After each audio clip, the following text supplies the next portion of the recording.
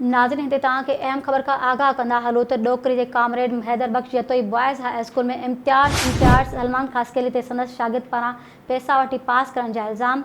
शागिर्द press club पहुची वियो। उस्ताद जे नाजाइज़नि ख़िलाफ़ 10हीं क्लास जो यतीम मिस्किन पौरियत शागिर्द प्रेस क्लब पहुची एहतजाजी मुज़ाहिरो कयो आहे। इंसाफ़ न मिलण जी सूरत में पाण खे बाहि ॾे साड़ण जो चिताव ॾींदे शागिर्द ज़मान मेमण चयो आहे त डोकरी हाई स्कूल जो इम्तिहान इंचार्ज सलमान ख़ासकेली गुज़िरियल 3 सालनि खां मूंसां नाजाइज़ी करे इम्तिहान में फेल करे रहियो आहे। इम्तिहान में फेल कराए रहियो आहे। हिन मूंखां गुज़िरियल 3 सालनि खां फ़ी फारम भरण जा 10-10 हज़ार रुपया वरिता आहिनि। इन जे बावजूदि बि हू मूंखां स्लिप जा 2000 रिश्वत घुरी रहियो आहे, जेका न ॾियण ते गुज़िरियल 3 सालनि खां को न को सबबु ॼाणाए मूंखे फेल कराईंदो रहे थो। हिन साल बि मूं फारम भराए 9 क्लास जा फेल ऐं 10हीं क्लास जा मुकमल पेपर ॾिना आहिनि। जेकॾहिं हिन साल बि मां पास न थियसि त पाण खे बाहि ॾेई साड़े छॾींदसि। इन जो ज़िम्मेवारु उस्ताद सलमान ख़ासकेली हूंदो।